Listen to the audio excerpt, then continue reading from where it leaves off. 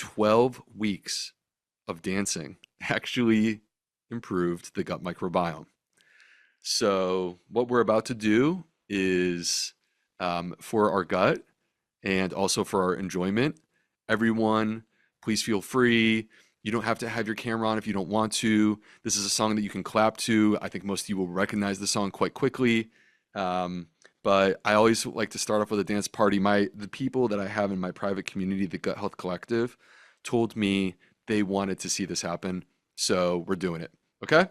So with that in mind, I got a song. We're gonna have some fun, and then we're gonna get down to business. Here we go.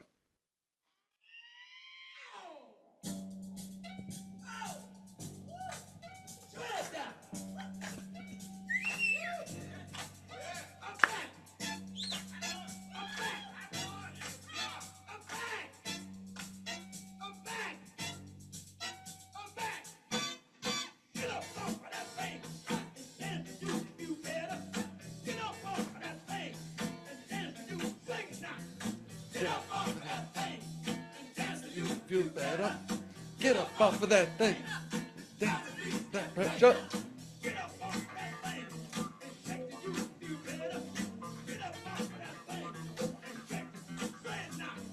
Get up off of that thing. Dance and you feel better. Get up off of that thing. Release that pressure.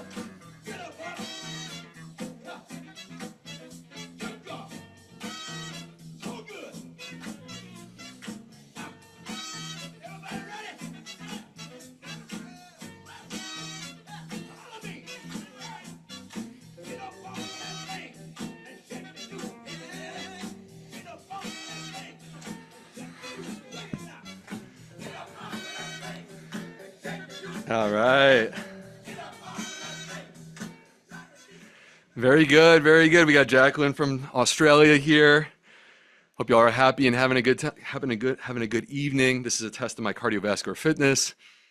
So let's go ahead and have a little conversation about what's going on tonight. So we're talking about inflammation phenotypes, and I'm going to get into more detail of exactly what this is. But just to sort of like start the conversation, one of the issues that I see is that we're waiting way too long to diagnose people. And then when we diagnose them, we're ignoring how we got here. And I really think that we need to shift our focus upstream. And I'm going to share with you some really, really crazy studies where they can see that things are coming way ahead of time. And the problem is that we have a system, and look, like I love the doctors in the system, right? These are my colleagues, these are my friends, we're all doing our best. But the problem is that we built a system 100 years ago that was meant to wait until people are symptomatic. And it's not until you have symptoms that a doctor will even talk to you. And then once you have those symptoms, then you enter into this cycle of we're going to make a diagnosis. And then based upon that diagnosis, we're going to give you a recommendation for certain medications that you should take. But what about the story of how we got here? What is the root cause? What are the opportunities that exist years ahead of time? What should I eat? What else can I do? What supplements are actually evidence-based and which ones are a total waste of my money? Like, to me, these are legitimate questions that people deserve to have answers to. My platform has been about providing answers to those questions. So whether it's my books, which I am very happy for people to borrow them from the library, or it is my social media, my YouTube channel and podcasts. These are all opportunities that, like, I see them as tools for healing. But that being said, I also really believe that sometimes we need to get more specific. Sometimes we need to get more organized, right? It's not enough to try to weave together a couple things that you heard on a podcast. Sometimes you need to have like an organized structure for how we approach these types of issues and the way that I think about them as a medical doctor. And I've seen this pattern emerging that has led me to these 7 inflammation phenotypes. And by the end of our session today, what you're going to do is you're going to take a quiz. So I need everyone to have a piece of paper and a pen or a pencil. That's the only thing that I need you to have. And a little bit later, we're going to basically like do this together in an organized way where we're going to work through all 7 phenotypes as a group. And you'll score each of them, and then you'll know where you stand on each of these. Okay. So, and I'm going to explain more in a moment of why that matters and why you should care. So, and then we'll close with a Q&A for about 30 minutes. All right. So I am going to talk at some points about the Anti-Inflammatory Masterclass. This is my brand new masterclass that is launching next Monday, June 1st. But like basically there's already people in there and there is zero obligation for any of you. Please don't feel any pressure. But the masterclass was built around the framework of let's have these phenotypes and then let's work through on an individual phenotype basis how we approach these inflammatory health issues, because inflammation, as we're about to learn together, it's kind of everywhere. So we need to sort of take control of the things that we can. I've had some reports from people that there's tech issues with the website and things like this. So I want to first put this on the table, that there's an email address that is fair game for anyone to email with any questions, or if you have tech issues, or if there's anything that we can do to help. This is it, okay? And it's support@theguthealthmd.com. Support@theguthealthmd.com. I just dropped into the chat. I don't see a way for me to pin that, so I'm just going to leave it as that. And tonight we're doing this workshop together. We are currently, the Anti-Inflammatory Masterclass is currently in an early, like an early bird pricing, and that continues through midnight tomorrow night. So basically, if you feel inspired from what we're doing here tonight and you want to continue on that journey with me, then the best price would be to basically lock that in before midnight tomorrow night. So, all right, quick question. Let's go to the chat. And I want to know, do we have any veterans who are with us here today? So if you're a veteran, please let me know where you served. I'm curious to see if we have any veterans.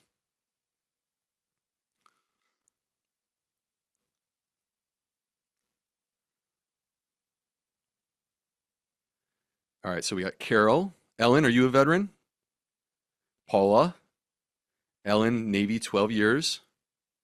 Julia DeGiorgio, Iraq, 2004. Kathleen, Vietnam. Sandra, yes, I am. I served in the Air Force. Mary, hello from British Columbia. Christine, retired Navy. Okay. Ray, Beaufort Marine pilot. Okay, let me take a quick moment. There's quite a few of you. And here's what I want to say. First of all, I want to thank you for your service. Yesterday was Memorial Day. Memorial Day, we sort of interpret it as being about the start of summer and barbecues, but really what it is for us to take a collective moment to say thank you to our veterans for the freedom that we get to enjoy. And so I just wanted to take a quick moment to say thank you to the veterans that we have here with us. And for each of you who just dropped into the chat, I want you to send an email with information about where you served to support@theguthealthmd.com, and one of you is going to get an anti-inflammatory masterclass for free. So there'll be a random selection, but I just wanted to start by doing that. Okay, let's jump in. So some of you have read my books, some of you have not, and I have to sort of teach for everyone. So I'm going to start with the basics, and then we're going to build very quickly. So let's start with this. What is inflammation? It's this nebulous term, and you see it all over the place. It gets used quite liberally. But like this is really an important term because it explains so much of what's happening in our body. So there's acute inflammation. Acute inflammation is the response of our immune system to a threat. That could be an infection, that could be bodily injury. You just hurt yourself. We should celebrate acute inflammation. We all are here because we have an immune system that defends us. And when the immune system steps up to defend us, we call that acute inflammation, right? So we can't vilify our immune system. We can't vilify our inflammation. But what we need to do is see that there also is this second form, which we call chronic inflammation. And chronic inflammation is at a lower level, not as intense. You're probably not going to get a fever, but it's there in the background constantly, and it doesn't go away. And it could be, like, to me, fatigue, I would argue, is the number one symptom. You know how when you get sick and you feel, you know what, let's go to the chat and you tell me, when you get sick, what are some of the things that you personally experience that you attribute to inflammation? So tell me, what are some of the things? So I'm seeing fatigue. Okay, so I saw foggy head, so that's brain fog. Okay, brain fog is inflammation. Myalgias, so that's muscle aches. Okay, that's inflammation. It's the same inflammation that you get when you're recovering from exercise. You worked out too hard, you get sore. That's actually your immune system. One of them is really good. The other one is not so great. A puffy face, you can literally see it in a person. My friend Chuck Carroll from the exam room, we have a podcast called The Gut Insiders together. If you've been following his health journey, he was struggling with inflammation. He's in a much better place now, and you can literally see it in his face. All right, so sore throat, that's usually from like a postnasal drip or also direct inflammation in the vocal cords. Heart palpitations, body aches, bloating, joint pain, exhaustion. Okay, you guys are nailing this. So, I mean, I literally didn't need to even think because you guys have put all of the answers into the chat. So thank you for that. You're making my job very easy here tonight. I appreciate this. I'm just scanning through to see if there's anything else. So, all right, cool. Yeah. So stuffy nose can be another one. These are all manifestations of inflammation. And what's happening is that when we have chronic inflammation, that's not there to protect you. That's your immune system constantly feeling threatened. It's a breakdown. It's a breakdown of the systems. And that chronic inflammation, when the immune system gets activated, it releases things called cytokines. Cytokines are little messages that these immune cells will send out. And then other immune cells wake up. They're like, oh my goodness, I just saw that message. I need to get going here. There's something happening. And we rev up the immune system and we keep it active at a low grade where you may not go to such an extreme with a fever or with the intensity of fatigue that you feel when you're sick or the intensity of the other symptoms, but yet you do experience that and you feel that. There's a reason why energy drink business is like $1 billion industry, right? Multi-billion dollar industry, right? There's a reason why so many people are reaching for supplements for solutions, trying to figure out some sort of way to make this better, right? So these are manifestations of inflammation. And that brings me to the concept of inflammation phenotypes, where the immune system, like, first we must acknowledge this.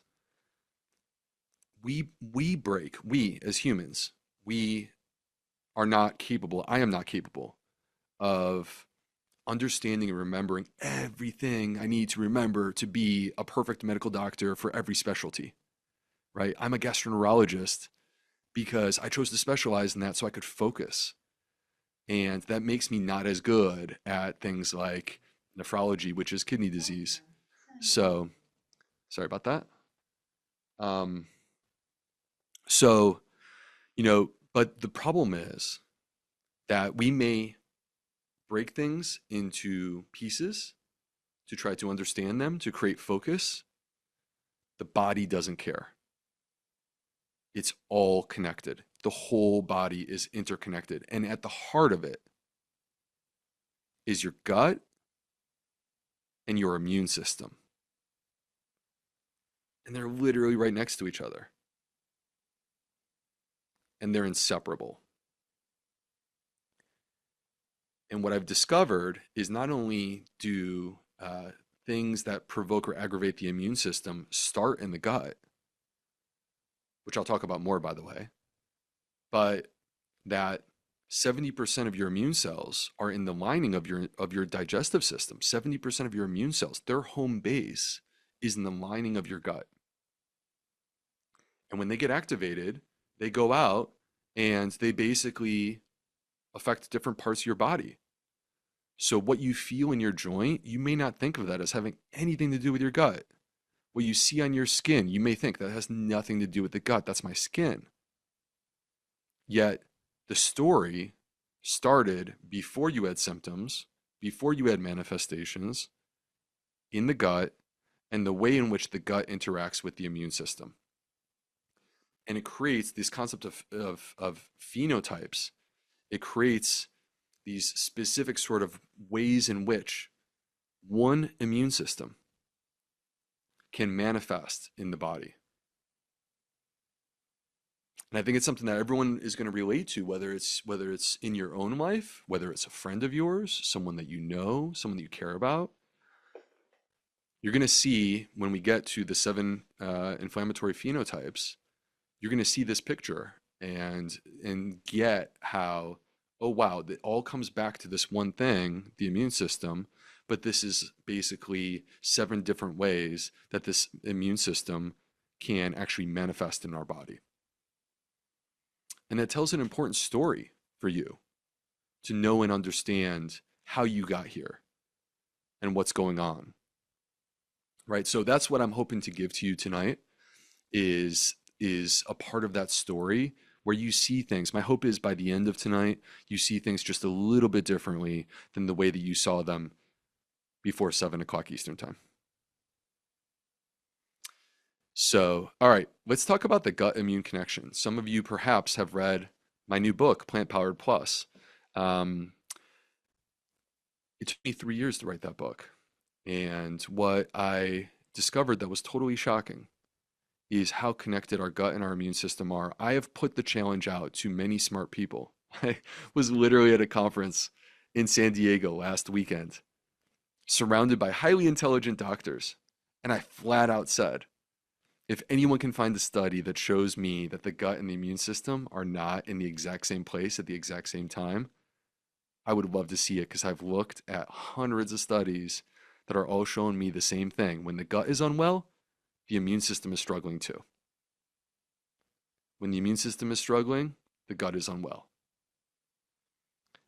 And we can look at that as a negative thing getting dragged down, or we can flip it on its head and acknowledge that the gut is capable of healing and that the choices that we make can start to impact our gut very quickly, like literally start to impact it by tomorrow. And that if you heal the gut, you are healing the immune system too. And that to me is the opportunity that we all have that I feel has been overlooked and missed in the popular conversation around inflammation. People talk about vitamin C. That is not the story, right? The story is that not like in this, quick little shortcut.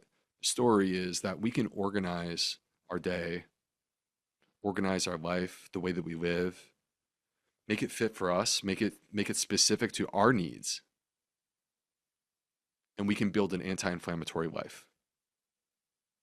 And the way to do that is by healing the gut. So that to me is the story that like everyone out there, not just America, everyone needs to hear this.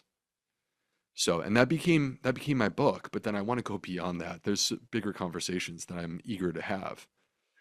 So let's take this idea of the gut and the immune system. They rise and they fall together. Let's take this idea and let's look at some concepts that you all just mentioned in the chat. The different ways that you have seen inflammation manifest. Brain fog. So there was an interesting study that just came out. By the way, uh, sometimes I'm wrong, but this one, I was really happy to see that I turned out to be right. I felt for years that brain fog is leaky brain. And the reason why is because the gut has a layer of cells, we call it the gut barrier, single layer of cells held together by these proteins called tight junctions. And the job of the gut barrier is to keep the bad stuff out and allow the good stuff in. And we also have something that I learned about in medical school called the blood-brain barrier, and it wraps around our brain. And its entire point is to protect our brain. And what I discovered is that the blood-brain barrier is made of the exact same cells and the exact same tight junction proteins as the gut barrier. So in the same way that we can get leaky gut, I'm of the belief that we also can get leaky brain. And so there was a study that validated this idea that came out in 2024, looking at people who have long COVID. Long COVID is chronic inflammation. And what they found was that there was disruption of the blood-brain barrier. And so these inflammatory cytokines, which I mentioned a moment ago, and forgive me because I'm nerdy, and I mention these nerdy things quite often. Cytokines are the messages from one immune cell to another. It's how they recruit other immune cells. It's how they create more inflammation. These cytokines were crossing into the brain, and that was creating inflammation in the brain. That can manifest, by the way, inflammation in the brain with brain fog. It can also manifest with changes in mood. So, and that's now been shown in an MRI-based study. So, fatigue. So, fatigue is basically your body being in a low-grade sickness mode. And this is where this chronic activation of your immune system is basically depleting your energy stores, and then you feel exhausted. Joint stiffness. So, if you have morning joint stiffness that lasts for more than 30 minutes, they now have research where they took samples. This was multiple studies where they took samples from the joint, and what they discovered was the fragments of bacteria from the gut. And that was recruiting the immune cells to go to that joint. So people who deal with chronic inflammation of their joint, it's not just rheumatoid arthritis, by the way, this is osteoarthritis too. We call it wear and tear. That's an inflammatory health condition. It's not just wear and tear. Eczema, skin issues. So I know this firsthand because my son, who just he loves to torture me. He was just trying to knock on the door a second ago. He knows he shouldn't be doing that. He's 9 years old, classic 9-year-old boy.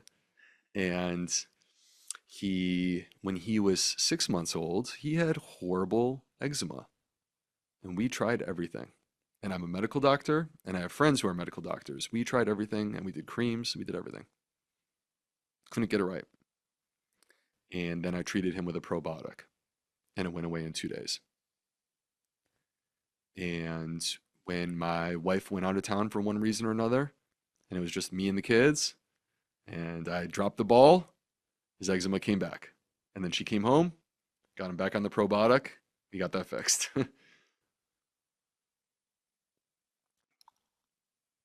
Digestive symptoms, been very clearly shown. Irritable bowel syndrome, Crohn's disease, ulcerative colitis, other chronic digestive health conditions. There's disruption of the gut microbiome. And when you disrupt the gut microbiome, you disrupt the gut barrier. And this leads to chronic low-grade inflammation. So now it's been clearly shown in these conditions that we didn't used to think, I didn't used to think of these as inflammatory. Now it's actually totally clear. They are. So those are different ways: skin, joints, fatigue, brain fog, gut. 5 different ways that something that starts in the immune system, but it manifests in other parts of the body. So, and then the problem is that we number one, we fail to acknowledge that it's inflammation in the first place. We just call it a disease. What's your diagnosis? Here's the diagnostic code. Here's the medications for this issue, right? We need to call it out. These are inflammatory health conditions. We need to acknowledge that, something that is metabolic like diabetes, that's inflammatory, and so is an autoimmune disease, and so is a mood disorder. These are inflammatory health conditions. So, and the problem is that you all, if you're listening to this right now and you're like, gosh, I never thought of it that way, that's a problem. Because we should have made this totally clear to you, in my opinion, the ways in which inflammation manifests in the body. So, and then when we hear about inflammation, you get pretty darn generic advice. I don't know if anyone can relate to this. Let me know in the chat if you can relate to this. But like, Jane asks, chronic kidney disease, many forms of chronic kidney disease, Jane. I can't sit here and say every single one of them because that would be way too broad.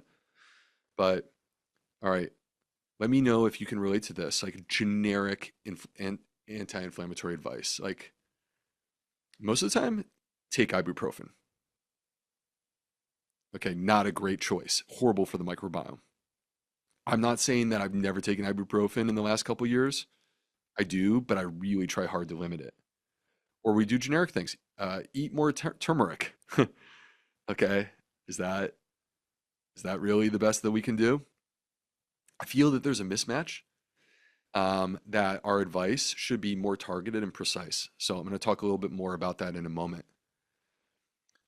So the advantage of starting to think about this in terms of phenotypes is, for me, about shifting the conversation upstream, right? So does a diagnosis matter? 100%. 100% a diagnosis matters. But the problem is that if we don't start to acknowledge the pattern that exists in our life, then we're stuck waiting until we have that diagnosis, which means that damage and symptoms have already taken hold. And to me, in my mind, and I'm going to share some research that will back me up on this in a moment, that's late stage. We waited way too long. But the point at which we have a diagnosis, we have symptoms, we have to start by seeing the pattern, because the pattern allows us to see, hey, if there's something there, I want to intervene now, and I want to know what are my options now, rather than waiting until I actually have some autoimmune health condition and my doctor diagnoses me. I don't want to wait till then. Now, if you already have that, we're going to work on that, right? But we also want to prevent other ones, because the person who gets one is way more likely to get number two than the person who doesn't have any at all. Does that make sense? I look at Mariana from Sedona, and she's so cute, and Mariana, I was hoping that you'd give me a nod on that one. It's nice to see you. So, all right. Disease didn't start the day that you got your diagnosis. Disease didn't start the day that you got symptoms. Let's keep it real. Think about this. This is crazy. So this is a New England Journal of Medicine study, and the military had a bank of blood samples from every service member. So they were able to do a really interesting study, because some of those service members got diagnosed with lupus. It's an autoimmune health condition. And you can diagnose lupus, like one of the criteria, it's a bit complex, but one of the criteria is actually these specific antibodies. Antibody means the immune system has identified a pattern that it wants to target. That's what an antibody is. So like when your immune system develops the ability, like from a vaccine, for example, that's a great thing to protect your body. when the immune system identifies the ability to like basically stop an infection that you previously had because it has good antibodies. It's a beautiful thing. But when the immune system develops antibodies that's going to attack your own body because it's confused, that's a horrible thing. That's what autoimmune is. So in this New England Journal of Medicine study with the military blood sample bank, they took a look and they found that among these people who were diagnosed with this autoimmune health condition, lupus, 88% of them already had antibodies in their blood before the diagnosis. Some of those people, the antibodies were present 9 years before the diagnosis. Now, the antibody is not the disease itself. The antibody is the precursor to the disease, but it is the sign that tells you about the risk of what's coming. Another study where they looked at people who developed type 1 diabetes. Type 1 diabetes is autoimmune. It's different than the insulin resistance that we often hear about with metabolic disease. Type 1 is where the immune system destroys the pancreas. They can't even make insulin.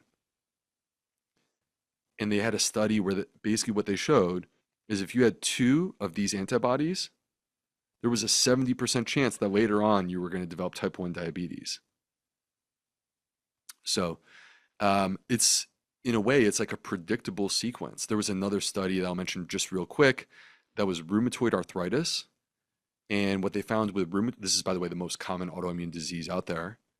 And what they found with rheumatoid arthritis was that on average, the antibody was already there 4.5 years before the joint swole up. So that's on average. That means half the people, the antibody was there more than 4.5 years.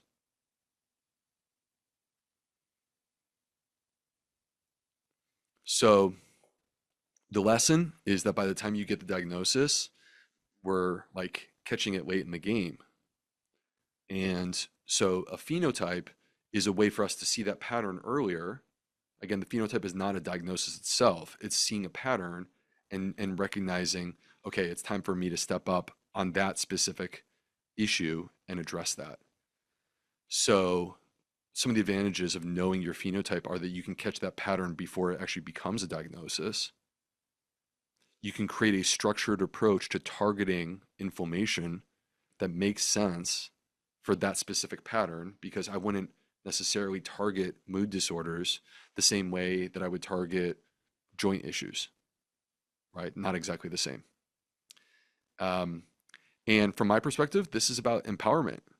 Like everything that I do is about empowerment, which is that I don't like the idea of us floating and the current taking us where the current wants to take us. I don't like that idea. I like the idea of us having control of where we go. And so that to me is a big part of what this is about, is don't just be a passenger, be the driver. Be the driver of your own health.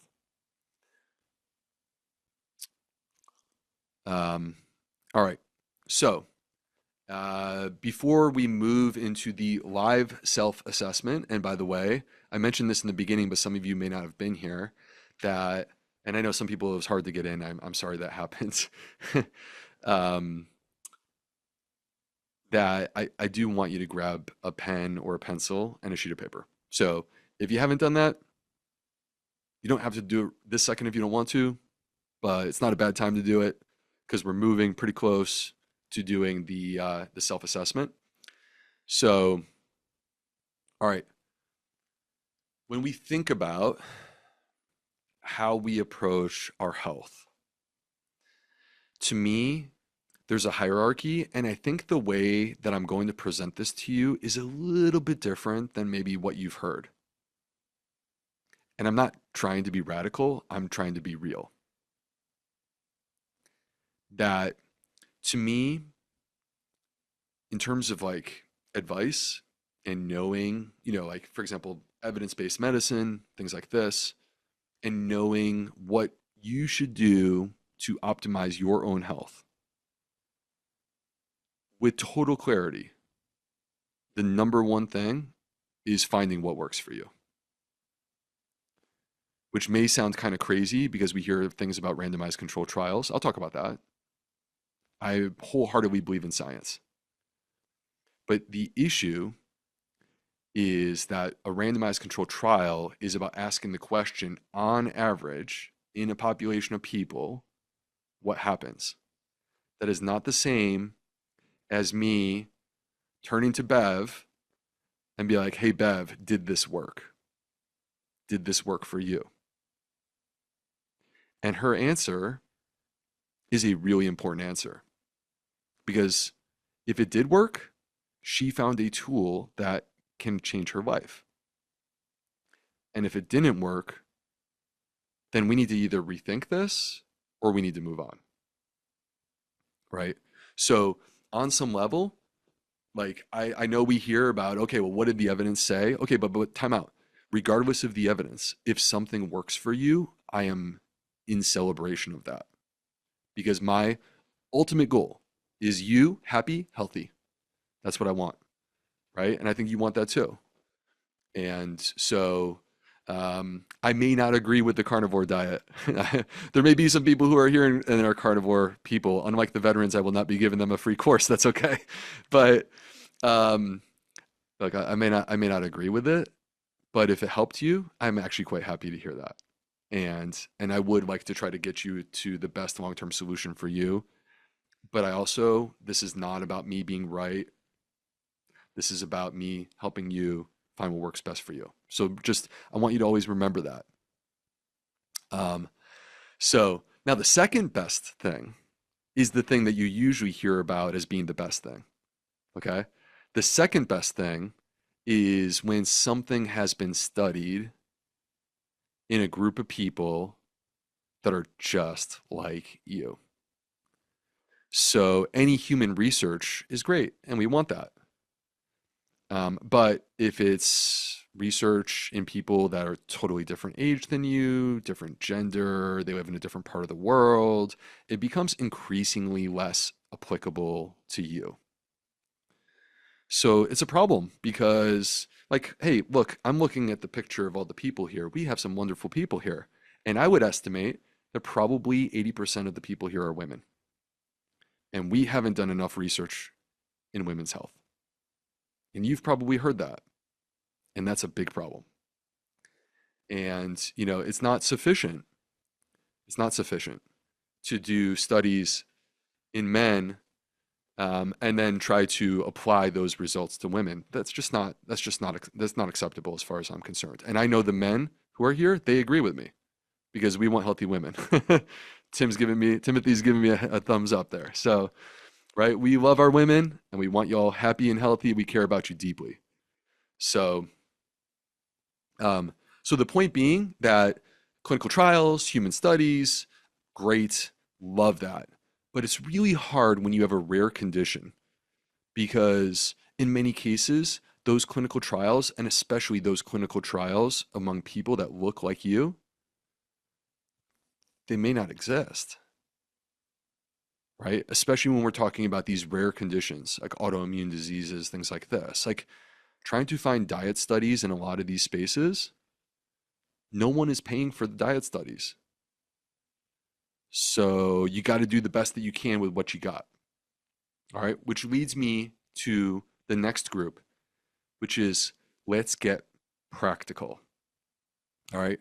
Let's get practical. Let's find what makes rational sense when you haven't tried it yet. Right. Because I said that like the best is what works for you, but the only way you know that is if you tried it. So maybe you haven't tried it yet. And maybe there isn't a clinical trial that fits really nicely for who you are. What do we do? This is to me where the phenotypes really kick in. Because what we can do is take a step back and look at this bigger picture and see and acknowledge people who are like me, but maybe it's not exactly the same. What's working in this space? Is there a pattern? There's specific things that like whether I have ulcerative colitis, Crohn's disease, or microscopic colitis. Is there a diet that makes sense? Are there lifestyle elements that make sense? Are there supplements that make sense? Those are foundational questions. And so that to me is where a phenotype can be very helpful because maybe there isn't that Crohn's study yet, but there is that ulcerative colitis study, and we can use that. Microscopic colitis, you don't need to go to the chat to tell me whether or not this is something that you have personally dealt with, but I know with 100% certainty, with 1,000 people here right now, there's definitely some of you who have had microscopic colitis. We have almost no studies, right? Does that mean that we should be paralyzed, not give any advice? Or should we create the most reasonable, practical approach to providing advice to these people to try to help them? Using tools that are not going to hurt. A Mediterranean diet, not going to hurt you. So, okay. So this is to me how I think about finding a way to like basically get people there. And then what you really want to avoid is the BS. Sorry for my language. I know some of you may not be. Okay, I'll just leave it at that. You want to avoid this nonsense. Where I'm not going to name any names, but a person who writes a book that's just using mechanistic test tube studies, that's okay, or just uses mouse studies. You're not a mouse. You're definitely not a test tube. You're a person. I don't like that. That's not good quality evidence. We can clearly do better than that. So anyway, that's the way that I approach these things. All right. I'm going to take a sip of tea and let's get ready to do the 7 inflammatory phenotypes. So go ahead and get your pen and pencil ready if you don't have it. I'm going to show you what this workbook looks like. Hold on, give me a quick sec here. I'm Gen X, so technology is not so perfect for me. The kids these days, they're better than me. Give me a sec here.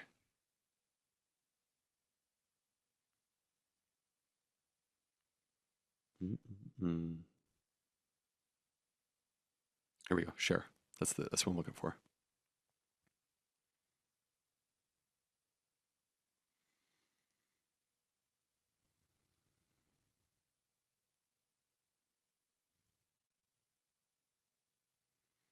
I think I got it. All right. I need someone to give me a thumbs up. Karen, can I get a thumbs up? Can you see this? Thank you, Karen. All right. Very good. This is page 12 of a 34-page workbook, which is the week 1 workbook. So the Anti-Inflammatory Masterclass is it's a 7-week thing, but I'm technically saying it's a 6-week thing because there's going to be 6 weeks of workbooks and video lessons, and I'll show you what this looks like in a moment. But anyway, here's what I want to work on together. So I want you to write down 7 names on your sheet of paper. So write down digestive. All right, write down IBD, inflammatory bowel disease. Write down autoimmune. Write down metabolic. Got 3 more. Write down hormonal. Write down joint/pain, not just joint pain, could be bodily pain.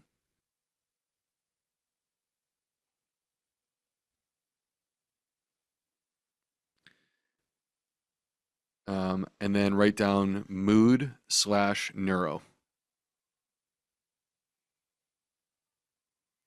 Okay? We got this? What are we thinking? Linda in Virginia? Thumbs up? We good? Okay, cool. All right. Now I'm going to go through each of these. Here's what's going to happen. I'm going to read to you symptoms.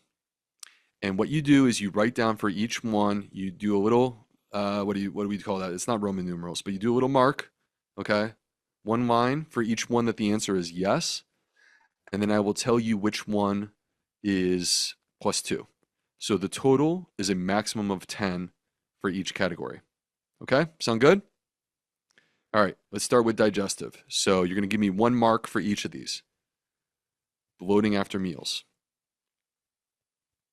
excessive gas, abdominal pain or cramping. Oh, and I should mention this. This is not like what are you experiencing literally as we sit here. I hope that you're feeling well and okay. I'm thinking about like something that you have dealt with sufficiently that you have seen this as a problem in your life at some point. Okay, so like we all get bloated after meals sometimes, myself included, but I don't feel like I have a bloating issue at all. All right. So, okay, so bloating after meals, excessive gas, abdominal pain or cramping. All right. Alternating constipation and diarrhea, food intolerances that are getting worse over time, heartburn or acid reflux, feeling of incomplete evacuation, brain fog or fatigue after eating. After eating is important there. Brain fog or fatigue after eating. Okay, that's 8 so far. This last one is for 2 points. This is like shooting a 3-pointer in the NBA. Diagnosed with IBS, SIBO, or any functional GI disorder. Chronic constipation, chronic diarrhea. Take that, write down your number. That's how many points you get out of 10 for digestive. Let's move on. By the way, my apologies if this gets boring, but I just want to go through the worksheet with everyone, give everyone a chance to do their own score. Let's do IBD, inflammatory bowel. Ready? 1 point for blood in the stool. Chronic diarrhea for more than 4 weeks. Urgency, where you have to rush to the restroom. You feel like, oh gosh, I might not even make it. Sometimes people don't make it. That's actually more common than you realize because you would never tell your friend that, but they tell me. Waking in the middle of the night to have a bowel movement. That's an important one. We can talk about that. Unexplained weight loss. Abdominal pain that improves after a bowel movement. Sores in the mouth. Sometimes we call these aphthous ulcers. Joint pain that flares when your gut symptoms are bad. And the last one, +2, 2 points, for diagnosed with Crohn's disease, ulcerative colitis, or microscopic colitis. Total it up, maximum of 10. If you got 11, something's not right. All right, autoimmune. I know that there's going to be a couple of you with this. So autoimmune, joint pain, stiffness, or swelling, that's 1. Skin rashes, psoriasis, or eczema, that's 2.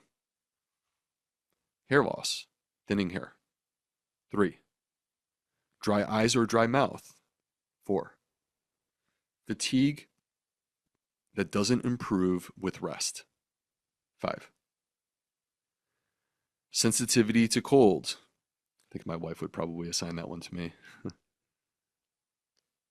I wear a jacket inside sometimes. Recurrent infections, that's 7. And then elevated antibody levels, and not just the ones that you see here, any antibody level that's relevant to autoimmune disease. And then lastly, for 2 points, if you've been diagnosed with any autoimmune health condition, psoriasis, rheumatoid arthritis, lupus, Sjogren's, multiple sclerosis, there's many more.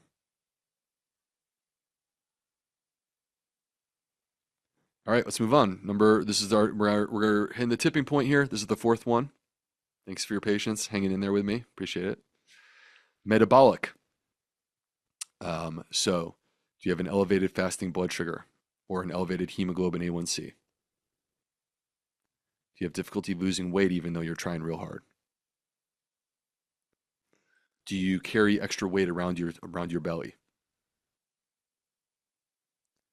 Do you have high triglycerides on your blood work? Do you have low HDL cholesterol? HDL is the good stuff. Is it low? Do you crave sugar? Check. Guilty. Have you been diagnosed with fatty liver disease? Do you have sometimes, not to point this out, but like I can notice this as a medical doctor, some people they get these dark skin patches in the folds, creases, and we call that acanthosis nigricans. It's associated with actually insulin resistance. So, and then last but not least, for 2 points, have you been diagnosed with metabolic issues or type 2 diabetes? I'll take a quick time out to say something that um, the goal here is to understand yourself. So, like, it doesn't matter what everyone else is doing. It really just matters for you and your own knowledge about yourself. And some of you, it may be like one clear one. Some of you, maybe none. I'm happy that you're here. Some of you, it may be several because inflammation doesn't necessarily just go in one direction, right? So you could think of it as being a house on fire. There's 7 rooms in that house, and which of the rooms is the fire spreading into, if you want to think about it that way. Hormonal, um, thyroid issues, whether low or high, irregular menstrual cycles or heavy periods, hot flashes or night sweats, low libido, mood swings tied to hormonal cycles, persistent fatigue, sleep disruption, weight gain that's unresponsive to diet and exercise. By the way, you may notice some of these are similar to other groups. It's because they are applicable to different groups in some cases. Or 2 points if you have been diagnosed with any sort of hormonal disorder or polycystic ovary syndrome, which was recently renamed, but I think for time being, we'll still call it PCOS. So, men, I would actually include erectile dysfunction, although I think low libido probably qualifies with that. Um, if you've been diagnosed with low testosterone, men, that counts as a hormonal disorder. All right, number 6, joint and pain category. Do you have chronic joint pain? Do you have morning stiffness in the joints that lasts for more than 30 minutes? Do you have widespread body pain? Chronic back pain? Do you get muscle aches or tenderness? All right, I have to warn you, I hear my cat. Can you all hear that? No? Okay. He gets very jealous. So let me text my wife and ask her to put the cat out. If I'm talking to anyone else, he wants to come in and let everyone know who's in charge. All right, we said muscle aches or tenderness. How about pain that moves from joint to joint? Pain that worsens with certain foods. Any pain anywhere, not just joints. Pain that worsens with certain foods. Headaches or migraines. And then for 2 points, diagnosis of fibromyalgia or osteoarthritis. Last but not least, the mood/neuro category. Brain fog or difficulty concentrating, that's 1. Anxiety, that's 2. Depression or low mood, that's 3. Memory issues, 4. Fatigue that doesn't improve even when you sleep, 5. Irritability, that's 6. Difficulty with sleep, insomnia, 7. Numbness or tingling, that's 8. And then +2 if you've been diagnosed with a mood or neurologic condition.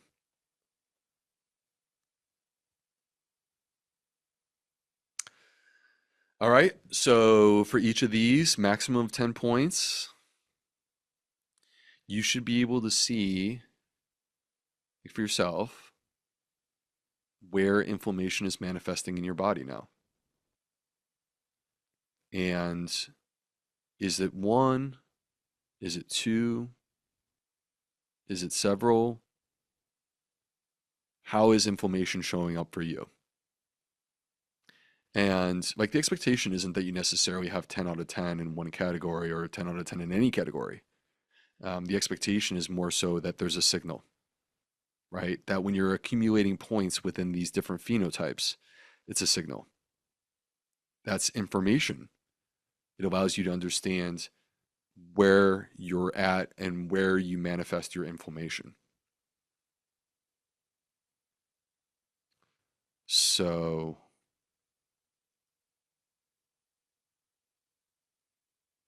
all right.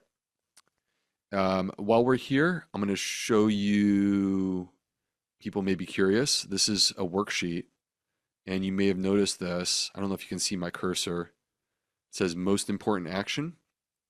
So basically, as a part of the Anti-Inflammatory Masterclass, each of the 6 weeks, there's a new workbook that's like this. And every Wednesday, we have a most important action. And basically, what we do on that day is something like this. We do an exercise. So you guys are getting a preview of the week one exercise. There's other exercises in week one. I'll show you in a second. But like this is the main one for week one because this basically sets the tone for the rest of the course. So, and the way that the course is structured is 6 weeks, 5 days a week, Monday through Friday. There's video lessons. There are some really like cool ones where there's case studies where we talk about patients. There is deep dives into specific phenotypes. So, for example, each of these seven, digestive, IBD, autoimmune, metabolic, we deep dive that. And I basically like break down what you need to know from my perspective, right? And so we cover all seven of those across the 6 weeks. The first week has two. IBD and digestive are the first week. So we have journal clubs where I take a study and I break it down like a total nerd. We have live Q&As every single week. But the other thing that's out there, and just in the event that that's something that interests you, is for people who like want to get serious about these different phenotypes. Everything that I mentioned before is already just like part of the course period. But if you want to get even more focused on these specific phenotypes, we have basically a coaching program where we're going to like break people into small groups, and you're also going to do extra Q&As with me in a smaller group, where we're going to run through 6 Q&As covering these 7 phenotypes so that we can really dig into questions in great detail. Because when we do the Q&As in the regular course, it's not just the phenotypes. There's a lot of stuff that we're learning that we'll want to discuss together. So the phenotype Q&As allow us to have our protected time every week to really sit down, dig into these topics in great detail, and work through them together. So, and the phenotype groups, by the way, too, the people who are in the coaching program, within the course structure, I can show you in a second. That might be the easiest thing, but basically there are these private spaces where people can go to talk about these different phenotypes, and that's part of the coaching program, where you can go to these private spaces and have a conversation and discuss how you approach it. Anyway, let me show you what this workbook looks like. So this is, I'm literally showing you what the workbook looks like. So if anyone took my old masterclass, it probably looks pretty familiar. I took everything that I learned from the past and I basically built it into here. So this is what we're learning this week. Here's your disclaimer, talking about having an accountability partner as we move into the program. We have what's called an inflammation symptom score, which is a way for you to track how you feel across the course and after the course is done too. And then we break down, here's day one. Here are these videos, what inflammation actually is, the 7 inflammation phenotypes. That's, you can see Monday, key teaching points for me, journal prompts, spaces for you to write, key study for every single video. So like this one, chronic inflammation driven by aging, lifestyle, and environmental factors is the most significant cause of death and disability worldwide. That was published in Nature Medicine, the top journal on the planet, in 2019. So this is video 2. That's also on Monday of week 1. You can see day 2, your gut immune connection, Jennifer's story, deep dive into the digestive phenotype. Again, material that goes with that, including studies. Day 3, how to read your inflammation biomarkers, uh, the phenotype self-assessment. Kate, who is a health coach and also a physician assistant, is my partner in this course. So she has a video every Wednesday where she coaches you through the most important action for the week. All right. So this is the breakdown of the how to read your inflammation biomarkers. There's an entire lesson on that. That's our worksheet that we were just looking at. I'm going to move through. That's day 5. I'm just going to keep moving through. I'm going to show you what else is in here. All right. Week 1, complete your progress. Recipes. Every week has 5 recipes. So they're in the back here. Green smoothie with coconut yogurt, lentil and roasted vegetable bowl with tahini lemon dressing, white bean and leafy green soup, sheet pan crucifers and sweet potatoes with tempeh and miso ginger glaze. And then the reference. So here is a breakdown for the digestive phenotype cheat sheet.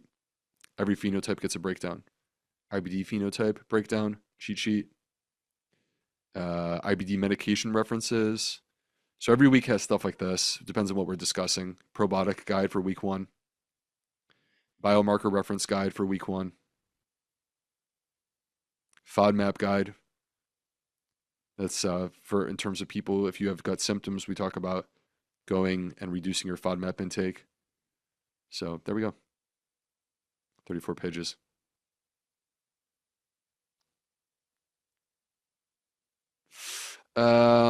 Cool. I want to move into Q&A. So let me just show you real quick what the community looks like. I don't want to spend a ton of time on this, so I'm just going to do this quite quickly.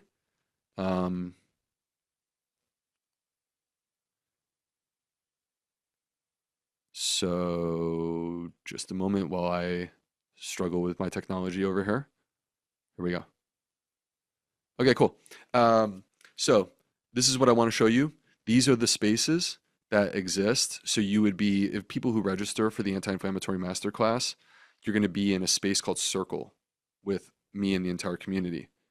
And so you see this, it says AIM Masterclass, and there's these spaces, get started. That's basically like introduction. Masterclass chat, where you can post whatever you want to discuss, and we're going to have a discussion on it. Wins and aha moments. I'm a big believer that every single person has their aha moment. I also believe that we don't all have it at the same time. That's part of being uniquely you. So when you have a light bulb that goes off during the course, when you have a win, even when it's small, we want to share that. That's exciting stuff. We have the recipe lab where all kinds of people can share whatever recipes you dig. It's kind of fun. People get into it. We have all the live events. People who do one-on-one with Dr. B, they basically schedule to have 30 minutes and do a call with me. Let me be totally clear on something. That's not within the context of a medical visit. So that's doing a 30-minute call with me where basically we have an open book. We can discuss whatever we want, but I can't like literally review your medical history and give you a plan the way that I would in clinic. So if you're looking for a clinic visit, I have a clinic that's going to open. That would be different. So, and then you can see like pre-course materials are already live. People are already consuming those. That's available instantly. And then week 1, let me see if I can pull this to the side. Your inflammation decoded, week 1. Week 2, finding your root causes. Week 3, the anti-inflammatory kitchen. I just want to tell you the themes. Week 4, finding your rhythm. Week 5, your body as medicine. That's an entire week about recovery. Excited about that. And then week 6, the brain-gut connection. And then there's a bonus week, which is week 7. That's community choice. So we will have a democratic process where you get to choose what I teach you about.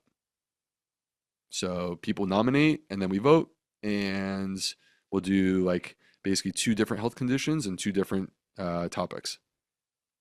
And that'll be the bonus week. So, and then you can see here, this is what I wanted to point out, the phenotype focus. This is for people that are in the coaching program or the one-on-one with Dr. B program. We have a special space where you can go in and basically have a deeper discussion.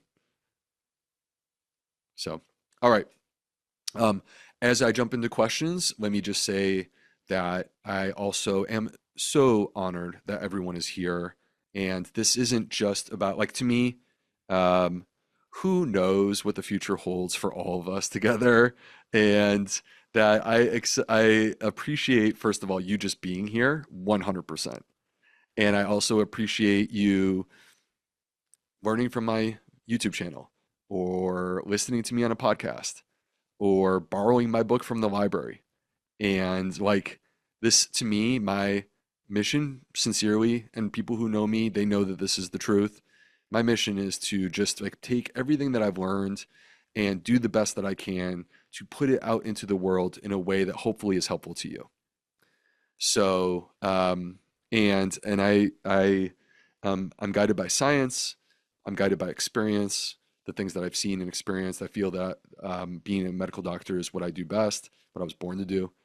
Um, so just know I'm excited for some people who will continue into masterclass, and I'm also very excited to just have you here right now, truly.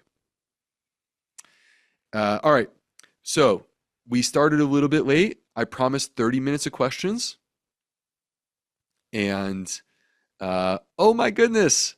All right, Victoria DeSalvo, I want you to ask, let's all hold off on questions for a quick moment. Victoria DeSalvo, wherever you are, I see you there, Victoria. You're such a sweetie. I want you to write the first question for me, please. And then we'll continue with questions. Victoria is in Italy. She's in Sicily, to be specific. And it's 1 in the morning. So she has earned this first question, I believe. So,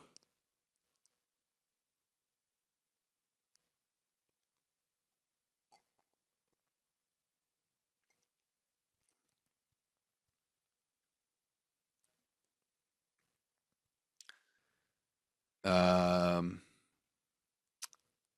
let's see here. I just want to make sure that I get this question from Victoria. So please let's hold off on any questions until I get, let me find it. Oh, there it is. Okay. Oh dear, on the spot. None of the 7 had a lot of points. Okay, well, that's a good sign, Victoria. I'm happy to hear that. Healthy lifestyle is still good. So for anyone, this is what I'm going to take as your question, Victoria. If you are a person who didn't score a lot of points on this, incredible. That's where we want to be. But don't we also want to continue to be this way for many years to come, right? And to me, the gut, if you have followed my work, like tonight we have touched the tip of the iceberg. If you have followed my work, then I think that you know how I feel, which is that this is the command center for human health. And health is wealth. Like, take the richest person in the world, if they're not healthy, they would pay anything to have that. And the gut microbiome, to me, the day that we should start paying attention and focusing and taking care of it is today. So if you're hearing this for the first time, I invite you to do that. And it's regardless of how many points you scored, because that frankly doesn't matter. So, and it can be transformative in your life. If you just start to think about what are the small, simple choices, don't make it overwhelming, please don't do that. Small, simple choices that actually fit in your life that you're willing to do that can improve your health, and then do them again tomorrow too. And it could change everything. It's like incredible how powerful this stuff can be. All right, Annie asks, so for the chart of the 7 phenotypes with symptoms, what would be considered normal and what is an issue? So like this is not like I don't want to make it sound like this is a diagnosis per se. This is really about building your understanding of yourself, right? So it's a signal. So imagine relative to the others that one really stands out, right? If you had 3 or more in any of them, there's definitely a signal there. There's definitely a signal there if you have 3 or more in any of them. It doesn't have to be 10. I was not writing this expecting anyone to say 10. So that's the way I would think about it. We have someone who says, I'm not even going to say their name, but they're just say, thank you, Dr. B. And I'm sorry I yelled at you because I could not get onto the Zoom because you were at capacity. Don't worry, I didn't even notice. So we're good.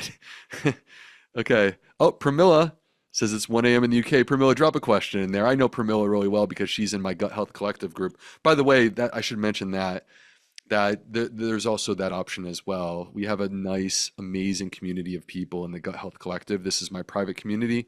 It's housed in the exact same space that I just showed you in Circle, and we do a monthly challenge. So this month we've been doing a walking challenge. We started the month doing 4,000 steps. We have worked up to 7,000 steps plus some periods of like extra intensity because that's what the data shows as being optimal, 7,000 steps. You may have heard 10,000. No, it's not 10,000. You could do 10,000, but 7,000 is the sweet spot. So we did that this month. Next month we're doing, I haven't even told my collective people, but some of them are here like Pramila. We're going to do osteoporosis. So we're doing the bone as muscle because muscle can grow stronger when you work it, so can bone. Okay, so that's the theme for next month. How much is a lot of points? So again, to me, if you had 3 or more, that's worth paying attention to. When we start getting up to 5 or more, that's quite a bit. Michelle, Victoria, this is for you. You have a fan club, Victoria. Someone said bravo. Bravo. Okay. Britzy, Bretzy McConnell, what's considered a low point and a high point? So again, 0, 1, that's not a very strong signal, 0 or 1. 2, but 3, to me, when there's 3, that's a pattern. That's the way I'm seeing this. And when we start ramping up beyond 3, that's quite a bit. Georgie says, totally agree, health is wealth.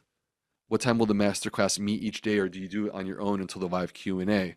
So basically each week there's video lessons that you do on your own time. That way we could be, we have people who are here in Australia, we have people in Europe, we have people here in the States, across the States, West Coast, East Coast. These time zones. I know these time zones pretty well because I've worked with friends from all these places, but it's not easy to make it work for all of us at once, right? This is why we have some people who are here at 1 in the morning. So what we're going to do is we're going to try to find a time, 4 o'clock Eastern time, but everything is recorded, just like this session right now is recorded. Everything will be recorded. It'll typically be 4 o'clock Eastern time on Fridays for the Q&A. There will be a kickoff party next Monday, June 1st at 4 o'clock Eastern time. Why 4? Because that's the best that I can do to try to make it reasonable for all of my friends across the globe. So that's 6 a.m. in Australia. That's 9 p.m. in the UK. So that's why I choose that time.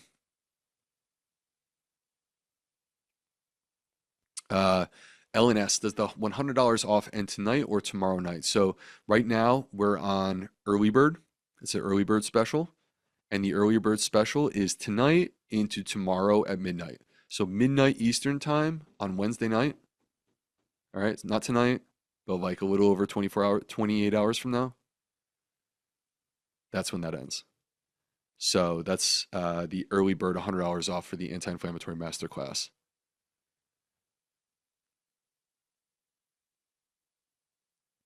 Someone said, I would imagine that 25 points is a bit of a problem. So, I mean, here's what I want to say.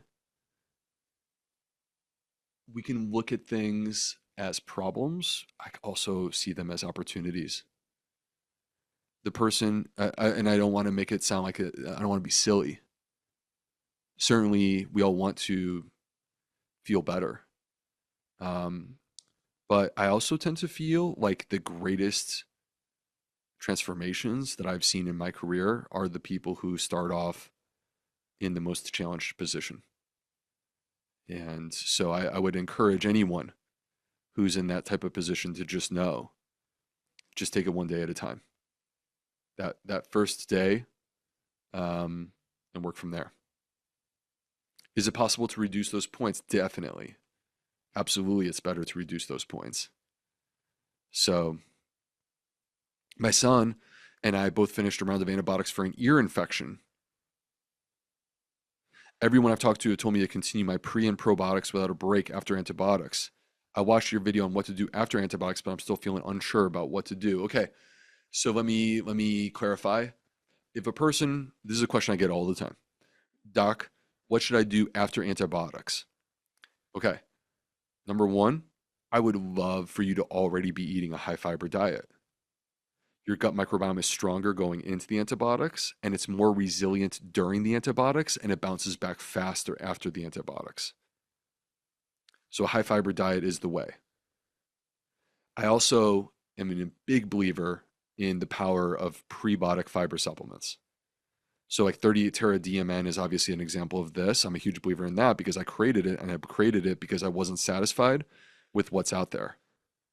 But that said, irregardless of whether it's 38 Terra or not 38 Terra, using a fiber supplement, this is the ideal time to be doing that. Again, we want to maximize gut resilience, improve the ability to bounce back. We need fiber in order to do that. During this period of time, it is not the time to be sabotaging your gut. So if you enjoy sugar, we all do. If you enjoy saturated fat, most of us do. If you have alcohol once in a while, many of us do. It's not the time for that. Try to give it at least 2, if not 4 weeks, keeping things as clean as possible. And then just remember, and by the way, this is words of encouragement for all of us, diet is not the only way to heal. So there are ways to heal without lifting a fork. This is a big part of the reason why, if you pay attention to the structure that I laid out, there's only one food week. That's week 3, the anti-inflammatory kitchen. And then week 4 is circadian rhythm. And then week 5 is recovery. And week 6 is brain gut. So so the point is, when you're recovering from antibiotics, the ideal time to lean into the things that you can do. Get outside, get some exercise, sunlight, get a good night's rest. All right. And then with regard to the probiotics, if you've been on one and you do well with it, I would keep doing it. If you've been on one and you're not really sure what it's doing for you, then I don't know why you would be on it in the first place. So, but if it's something that has helped you, then I would continue it. So let me make that easy for you. So when is the recording available? Carla, we'll make it available as soon as possible after we're done tonight. Okay. Sorry that it was hard to get in, by the way. Okay, so let me tell this real quick. There were only 100 of you here in the very beginning. And the reason why is because the room capped at 100 people and we were stuck and people couldn't get in. And it was kind of annoying because literally early today, my team and I were updating Zoom because we had 7,500 people registered for tonight. And so we updated Zoom to accommodate 3,000 people.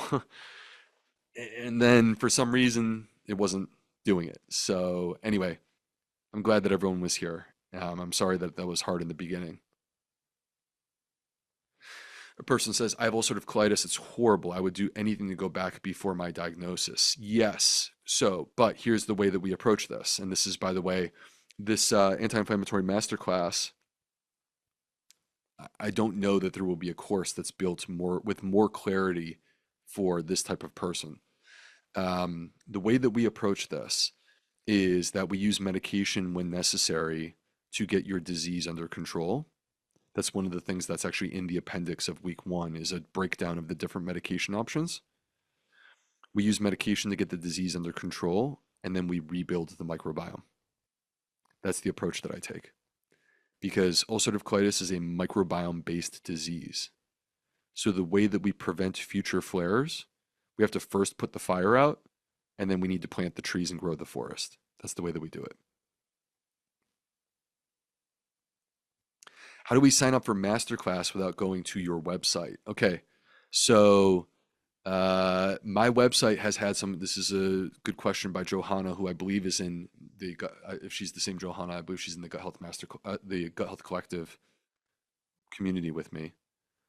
And we've had some challenges for some people with my website. So I'm going to drop this into the chat again. Support at the Gut Health MD. Just know support at theguthealthmd.com is there for you. Where if you email Christina and tell her what you want to do or ask whatever questions you have, she will get you taken care of. All right, so that's your fail-safe. Support at theguthealthmd.com.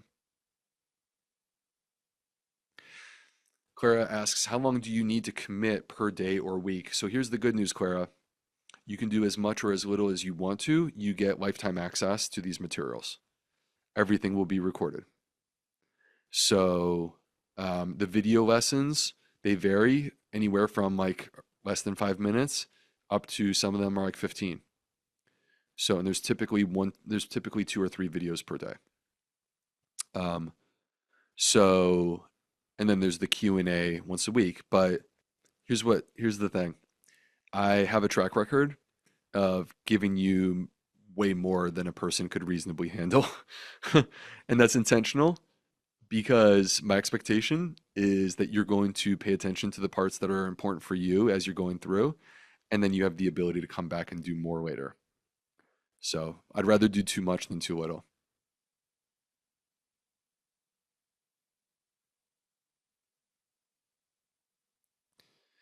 All right, still flipping through here, looking at these questions. For osteoarthritis in the hands, what do you recommend as first steps for a female over 60 who is primarily whole food, plant-based, and on no meds?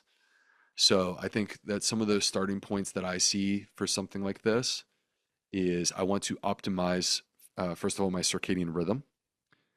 One of the most powerful, simple ways to do this is getting outside, taking a walk in the morning, sets your circadian rhythm in the morning, sets you up for great sleep that night. Nighttime is when you recover. I also want to optimize supplements, and vitamin D is the first one that comes to mind. The second one that comes to mind would be a long chain omega-3, which could be algae based. It doesn't have to be fish oil. So those are some of the things that I think about. But for what it's worth, Deborah, there's going to be an entire breakdown on this topic in week 5 of the course. So we would be deep diving that in total detail. How long is the class on Mondays? It varies from week to week, Leslie, but what I'm probably going to do is open up the materials most likely on like Friday night for the week ahead, so that if people want to get a jump start on the weekend, they can do that.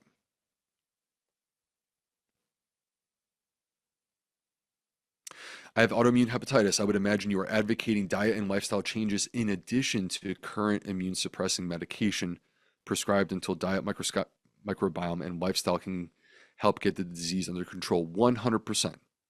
I am not advocating for us to pretend that medications don't matter. They really matter. They're very important for people to have complex chronic inflammatory health conditions like autoimmune hepatitis, but like many others that we've discussed tonight. You need the medication. But we also have the opportunity to reorient the immune system. And guess who the teacher is? The microbiome. So if we optimize the microbiome, then the immune system will start to fall in line and work the way that it's supposed to.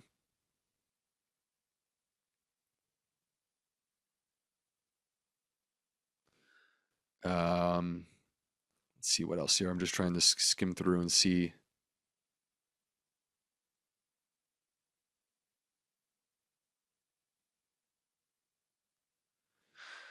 Okay, here's a great question. Thank you for this, Elaine.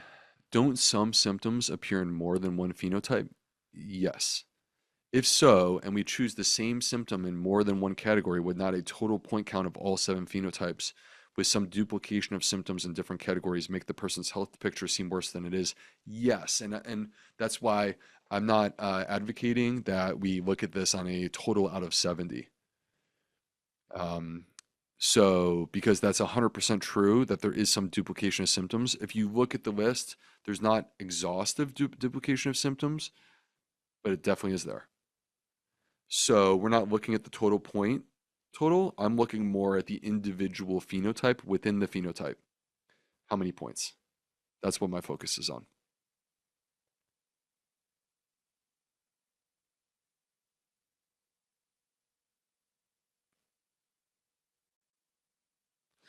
When trying to improve established food allergies, or sensitivities? Where do you see the biggest leverage point? Microbiome diversity, gut barrier repair, nervous system regulation, removal of ultra processed foods, or something else? All right, this is a great question. Thank you, Timothy. Um, so these things aren't mutually exclusive. So the one that I choose is impacted by many of the others. That's what makes it a bit complicated. But if you ask me as I sit here today, based upon everything that I've learned through the years, what's the one thing that I want to have? To me, I want the microbiome to be healthy. And I would start with that. And here's why. That the gut barrier, the microbes are the stewards of the gut barrier. So when the microbiome is well, they repair and restore the gut barrier for us. But if you had in theory, a gut barrier that was intact, but the microbiome was struggling, at some point, the gut barrier is not going to be intact. So that's why, to me, it really starts with the gut, because then there's this cascade, this downstream cascade of what happens that also impacts the immune system right there. So if you think about this, we got 38 trillion microbes, and then right next to that is the gut barrier, single layer of cells. And then right next to that is 70% of the immune system. And then right next to that is 500 million nerves. And then right next to that is the bloodstream. And all of these things are just layered on top of each other. And this is why they're so connected. This is why I should add the muscular layer too. So you have the muscular layer of the gut that affects gut motility, affects diarrhea, constipation. This is why people suffer with pain when the disorder started in the microbiome, because the nerves are right there. This is why people manifest diarrhea and constipation or spasm, because the muscular cells are right there. So it's all just so deeply interconnected. Michelle asks, can you explain the RA again about it can take 4.5 years being properly diagnosed or whatever it was? So, by the way, this mug, not to be totally off topic, my apologies, but I never really got into the How to Train Your Dragon movies. And then I took my kids to Universal Studios in Orlando, and they have a brand new park that opened last May, and it's called Epic Universe. And if you're ever in Orlando, I would strongly encourage you to go there. It is amazing. It's as good or better than the Disney parks, truly. So, I was like a 9-year-old kid again because they have Nintendo Land, and I felt like I was back to being a child. It was really great. All right. Um, so in this RA study, basically what they did is they took a look back at blood samples that they had for years, and they were able to identify, okay, well, like out of all of these people that we have blood samples, some of these people went on to develop rheumatoid arthritis. So let's go back and take a look. Gosh, it's like a fly there. Let's go back and take a look at these old blood samples and see, is the RA antibody detectable? Like anti-CCP is like the classic RA antibody or anti-rheumatoid factor. And what they found was that on average, let me be clear, the median duration of when this showed up was 4.5 years prior to the onset of joint swelling or symptoms. So they had these old blood samples. They're like, oh my gosh, 4.5 years is the midpoint. It means half of the people were more than 4.5 years. They already had the antibody. You mentioned your son who had eczema. Is there a best time of day for kids to take antibiotics? If I were to recommend antibiotics on a circadian, I don't believe it's been studied to my knowledge, Bree. If I were to recommend a time of day, it would be in the morning. Um, because Believe it or not, our immune system is circadian. It's more active at night. It's less active during the day. So we want to tap into that anti-inflammatory potential during the day.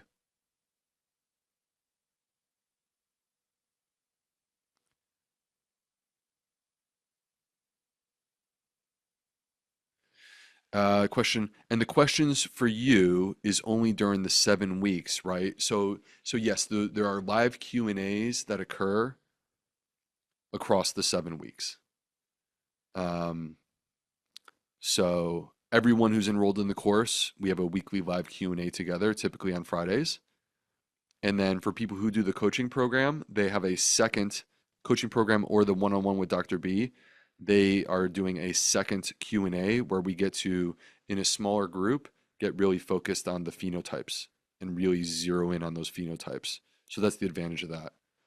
Tracy asks, what is the cost of the masterclass? So the base price is $697 and the early bird is $597. And that early bird is through tomorrow night at midnight. So, and then the other programs are upgrades. How long do you think it takes to see changes in inflammation on endoscopy in the setting of IBD once a patient starts to make the changes you recommend? So, Sarah, the way that this typically works is a person with a flare of inflammatory bowel disease, they usually are pooping through the night. It is miserable. They can't even sleep. They need medication. We do medication first, not just diet and lifestyle. We do medication. We get that under control. First thing that they notice is they're not waking up at night. They're starting to get back to normal. The goal is to get them to a place where they have no symptoms. That typically doesn't happen instantly, but it could happen over the course of weeks. And then when there are no symptoms, the next goal is to get them to a place where they have 100% total mucosal healing. What that means is that if a person like me does a colonoscopy, you can't even see it. You can't even tell. It looks totally normal. Now, it's medication that drives what I just described. But how long does it take to heal a microbiome? That's the big question, because that is going to predict long term whether or not there's future flares. And that I can't give like a direct answer of, oh, it's this exact amount of time, because that's deeply personal. That's you. That depends on your starting point. The person who has ulcerative colitis, they have deep dysbiosis. So building the microbiome up does take time. I think of it on the order of 6, 9, 12, 18 months. That's what I'm thinking about for that. Whereas the person who has more mild digestive type symptoms, the rebuilding the microbiome might be a matter of days, getting them to a place where they're better. The body wants to heal. So, but we have to start with our starting point and work from there. Is lymphedema connected to the gut too? Melissa, this is an excellent question. It is definitely an inflammatory health condition. I don't know. I need to look and see if there's a study on this. Lymphedema, which is lymphatic disorder. How do you know your phenotype if two are tied? Okay, so the big picture here is to see the full landscape. So it's not about having one, and it's not about having one or two. It's about seeing what your pattern is across 7. So you might have that it's like pretty balanced among all of them, and that's inflammation just being distributed across the body. But in most cases, people have 1, 2, or 3 where it's sort of is standing out. And that's telling you that this is how inflammation manifests in your body. Ria says, the last masterclass was awesome. Can't wait until this one starts. I'm excited. It's less than a week. I've been working my tail off on this, and we're starting to get close. So we're less than a week away. It's pretty cool. May says, if you suffer with any GI symptoms, don't give up. You can heal your body by changing what you eat. It will take time and determination. Love that. Totally agree. Is your highest number your primary phenotype? Yes, that would be your primary phenotype. But again, seeing the full picture of like where is their stuff happening. Any issue doing the masterclass while pregnant? So there's no issue with doing the masterclass while pregnant. The only issue would be, let me be totally clear on something. The masterclass is not like a 6-week protocol. It's a 6-week educational experience digging deeply into these topics, like spending time on a daily basis and having specific goals and emerging by week 6 with an anti-inflammatory life plan that's distinctly yours. So there are some specific things that you're doing during the course of the 6-week masterclass so that you can get there. But you also have lifetime access. So any limitations that may exist, you have the ability to come back and do it later. Have you merged the previous masterclasses onto your new platform? Yes, so I can access in one place. When will I get access to the materials for the new class? So the new class will be launching on Monday next week. So that's when we open up. We have right now instant access to pre-course materials, but like the actual week 1 material opens on Monday next week. Does the course address the impact of pharmaceuticals on the gut microbiome for specific issues, such as Lipitor? So there is a section where we discuss medications in week 2 specifically. Week 2 is a conversation about what we call the exposome. And this is like all the things that exist in our world that can impact our microbiome. And medications are one of the big ones that are discussed. So Lipitor specifically, that would be potentially a question for the Q&A that we could do. Because I can't remember off the top of my head if it's in there in week 2. Is inflammation tied to bone loss and menopause? Yes. How long will we have access to the masterclass materials after the masterclass ends the rest of your life? I want to sleep. Sleep is so important to heal. As a perimenopausal woman, what can help without disrupting the gut the most? So sleep is a topic that's in week 4 of the course. Yes, week 4. So I think sleep is such an important topic. To me, it really starts in the morning with your morning routine. A couple quick tips when it comes to sleep. Get outside in the morning. No glasses. Ideally 15 to 30 minutes. I try to do this every day if I can. It turns on your body, anchors your morning circadian rhythm, and it tells your body when nighttime will come to. The evening, right now, I am breaking the worst rule. I got this bright light shining on me. Horrible idea. So I'm going to need a little extra help tonight falling asleep. I like having an evening wind down routine. Avoid alcohol. Try not to eat any food if you can. But like having a nice high polyphenol juice, like a tart cherry juice or a pomegranate juice.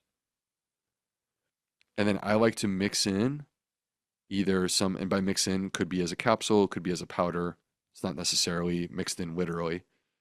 But I like to mix in either some magnesium glycinate or glycine itself. I actually have had amazing success using glycine powder as a supplement. Really improved my sleep. By the way, my sleep is great. I've never had a sleep issue. If anything, I was kind of narco. Like I was narcoleptic when I was in my medical training. I could like fall asleep talking to a person because I was so exhausted. That's kind of scary. But anyway, so glycine, magnesium glycinate, possibly melatonin. The tart cherry juice itself is wonderful for sleep. So these are some of the things that I like in the evening. Valerie says, what do you suggest for Hashimoto's? Okay. So week 2, we do a deep dive into autoimmune disease. There's 6 autoimmune diseases that all have a 1-pager. So for Hashimoto's, there's a discussion on gluten. There is actually some research that suggests that going gluten-free can be helpful. There's a discussion on antibodies. the Hashimoto's antibodies and how to try to reduce them, on dietary approach, on supplements. One of the supplements is selenium, 200 micrograms a day, 100 to 200 micrograms per day for selenium is really important for Hashimoto's. So, by the way, you could get selenium from Brazil nuts, but you got to eat 2 Brazil nuts a day. Most of us are not eating any Brazil nuts. Jackie says, can you submit a question ahead of time if you are unable to attend the live Q&A? Yes, actually, most of the time, I ask for question submissions as opposed to doing it the way that I'm doing it right now, which is just like taking whatever's there. So I'm happy to just take whatever's there, but I also like to offer the opportunity for people who can attend to be able to submit questions. So with the deep dives, is it one phenotype per week or deep dives on each phenotype each week? So it's one phenotype per week, except week 1 has 2. So week 1 has the digestive phenotype and then IBD. And then week 3 is autoimmune. And we go in order from there. I think week 3 is metabolic. Week 4 is hormonal. I think that's the way it works. So, but the point is one deep dive and there's a case study. So we discuss a case of a person and their story, and then we go and we deep dive and we understand their story in more detail through the deep dive. And then also each phenotype has a worksheet that basically like teaches you about what you need to know. Deborah says, thank you, and so great to see you at the conference in San Diego, which was last weekend. So, can we get high dose omega-3 from 4 tablespoons of flax daily? Okay, Judy, I love flax. I think it's fantastic. And I don't want to discourage anyone from flax, chia, hemp seeds, basil seeds. They're wonderful. Walnuts, they're wonderful. Here's the problem. The conversion from what's in flax to the type of omega-3s that we're talking about, EPA and DHA. So there's no EPA and DHA in these types of seeds. The conversion to EPA and DHA is extremely inefficient, unfortunately. And believe it or not, it's estrogen dependent. So women post-menopause end up in the same place as us guys, which is that we're wildly inefficient at taking what's in nuts and seeds and turning it into the same thing that you would get from fish. And we need the DHA and the EPA, both of them. EPA for inflammation, for cardiovascular health, DHA for our brain. The number 1 fat in our brain is DHA. So these are it's not even just me, this is actually the proper terminology. These are essential fats. Essential fats means that we need to get them from our diet. You are not required to eat fish. You're not required to do that. You can use an algae-based supplement. And there is a test that exists called the omega index, the omega-3 index. And I'm an advocate for testing because then you know where you stand. If you were to consume 4 tablespoons of flax per day and you test and your EPA and DHA are where they need to be, you win. You don't need anything else. But on the flip side, if you test and you're below where you need to be, and I'm just going to warn you, a lot of people who eat a healthy diet are below where they think they need to be. If that's the case, then you got to do something about it. Right? Knowledge is power. You have choices. There's different ways that you can do it. You choose the choice that works best for you. So that's the way that I approach that. What I don't like is sometimes I hear people, and by the way, when I say people, I mean like medical doctors who say, just don't worry about it. That doesn't make sense.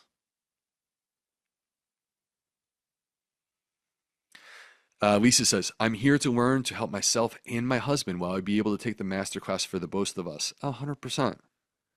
So, like from my perspective, I've had people where they're couples. A lot of times, the wife is dragging the husband along for the ride, but then by the time we get to like week 3, the husband, I try to win these guys over. So, and they'll be happy to be there. Um, if it's two people in the home, be my guest, right? I'm not trying to gatekeep. So um, I want whoever wants to be a part of this to be a part of it. Do different phenotypes respond differently to different lifestyle modifications? So basically, Bev, what we're doing as a part of this is that you take the 7 phenotypes and we deep dive into these questions of like, so for the digestive phenotype, what's the dietary advice? Because it's not the same as the dietary advice for the autoimmune phenotype. So, and let's let the evidence do the talking. Let's be transparent and honest and try to find the truth. And that's ultimately what we discuss.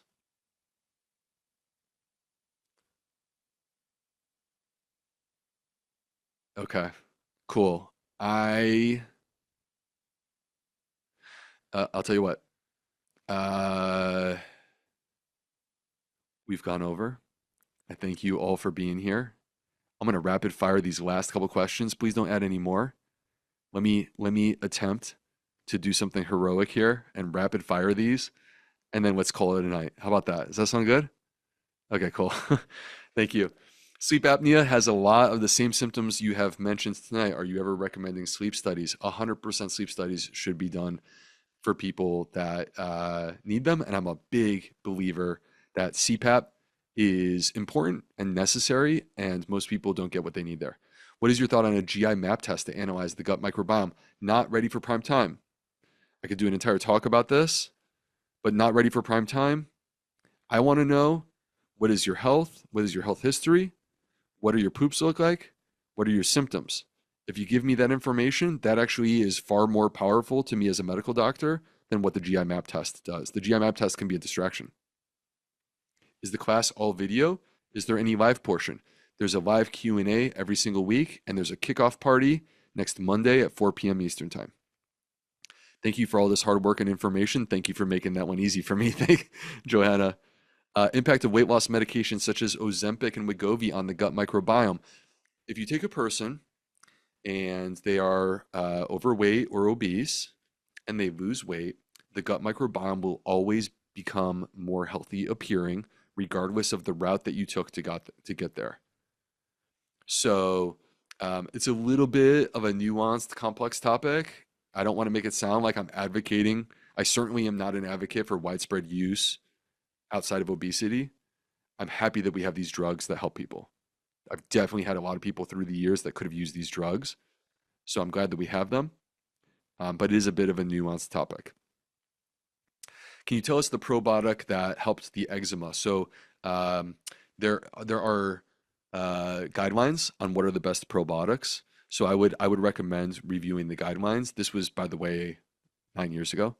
But at the time, I used VSL number 3.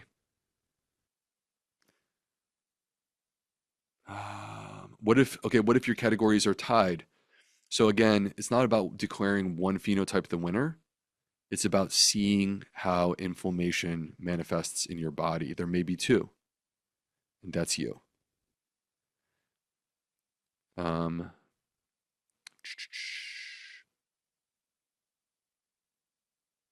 how do you find a good doctor that cares to start with your diagnosis? Ask nurses. They'll tell you who's a good doctor.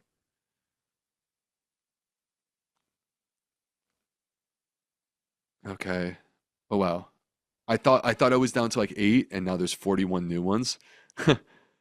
Oh, that's because I'm way back looking at 8:30. Gosh. All right. We can't rapid fire all those, so let me scroll all the way to the bottom. One more question.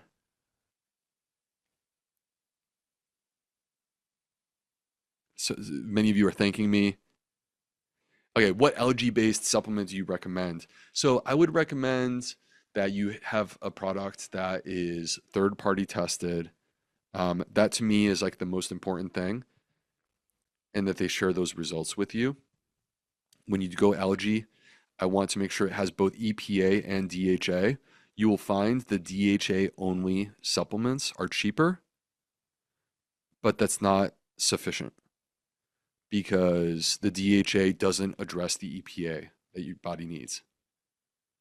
So I want a blend of both EPA and DHA.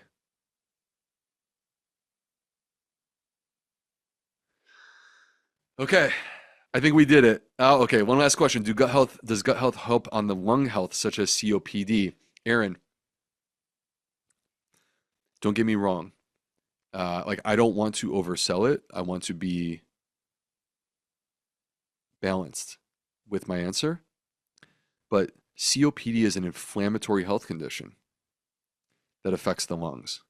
There is a very clear inflammatory element.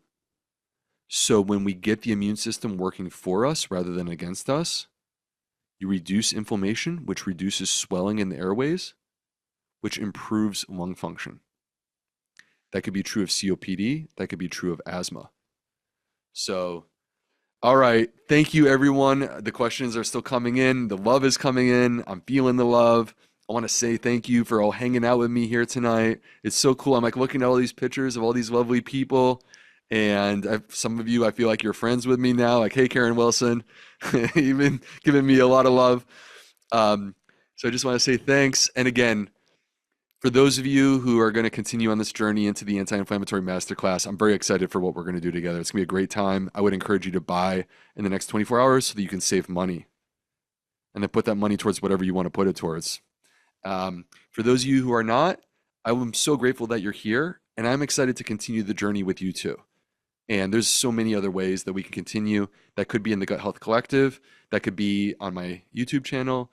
That could be being on my email list. There's tons of free resources that I build. I build them for you. Again, I'm here to try to help as much as I possibly can. So thanks, everyone, and have a great night.